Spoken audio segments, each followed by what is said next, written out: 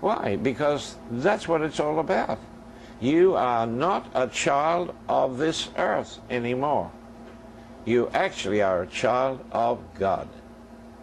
That's what the Son of God really is. A Son of God is somebody in whom the Christ is living, dwelling, and functioning. That is, he's already begun the renewal of this body. See, immortality is really part of the message of the gospel. Immortality. It's never taught because the religious world don't understand it and don't have any idea that it is so. They think these guys, anybody who preaches immortality, they say, well, they're just way in La La Land somewhere, you know. The truth is that that change is already beginning in my body. And it will begin in your body and will progress according to how much we can believe God for that. And I believe God for that. I believe that there's going to be a people on this earth that will not die in the natural sense. They will not die. And we're going to live forever. Now, what that entails, of course, I haven't got all the fine print details of that, but all I know is that death is not going to claim us and I don't have to die. The truth is that every one of you have already fulfilled the proclamation that it is appointed unto men once to die. Everybody has to die once. But that death was at Calvary, because every one of you died in Christ 2,000 years ago on that cross. That was your death. That means you do not have to die again, not unless you want to.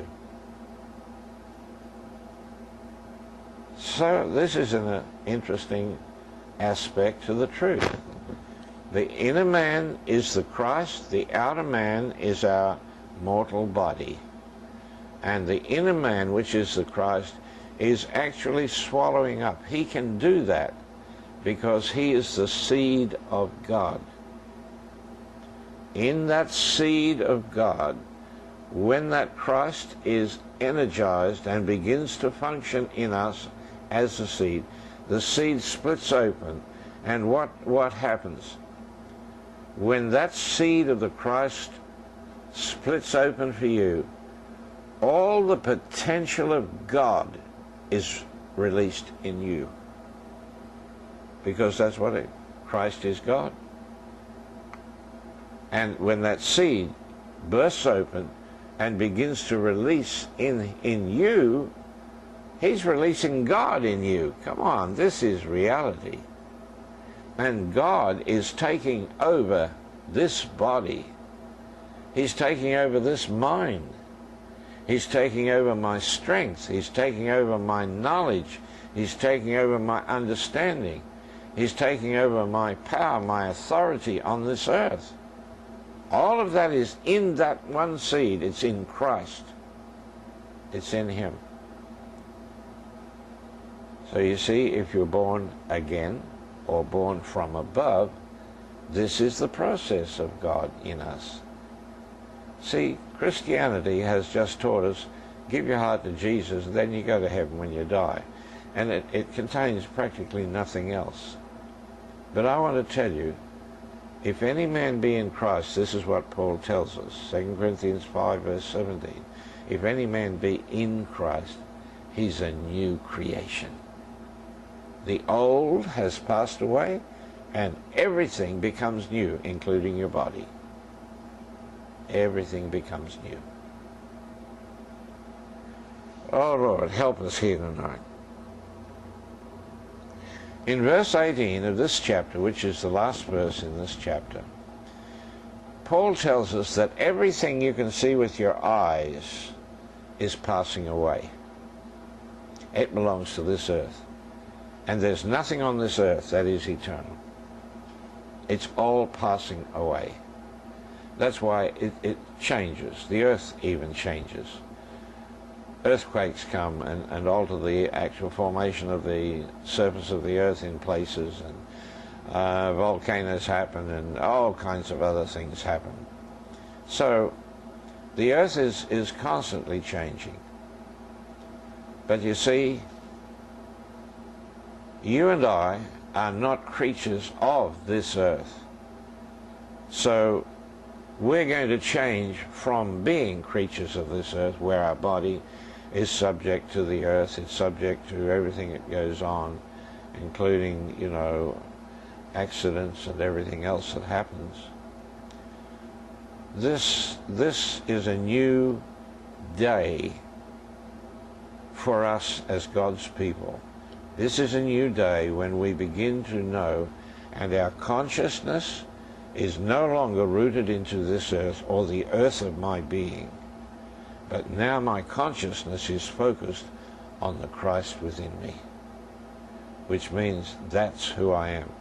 When your consciousness is focused on the Christ, he becomes what you are. But if your focus of your consciousness is in your outer man, then that's what you believe you are. So there's it. Chapter 5, verse 1. Because this is a progression here.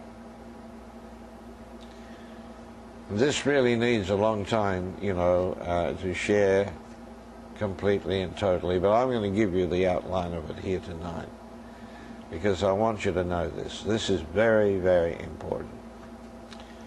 So it says here, for we know that if our earthly house of this tabernacle be destroyed, then we will have our true, what does it say here? We'll have a building of God, a house not made with hands, eternal in the heavens. In other words, you know, Christians are talking about getting the heavenly body. See, before they can go to heaven, they believe you've got to die, and then somewhere out there, maybe another 1,000 or 5,000 years or something, there'll be a great resurrection, and God will dig up the bones, and then he's going to put a brand new body on it. Then we'll all rise up and go up to heaven to play harps forever. See, that's nonsense. That's not the program of God at all. What is the program? Here it is. In this verse, listen to what he says. We know that if our earthly house of this tabernacle, that's your body, got that? If that body could be dissolved, is the word here. The Greek word from which that comes is a word which means to separate two things that have been joined together.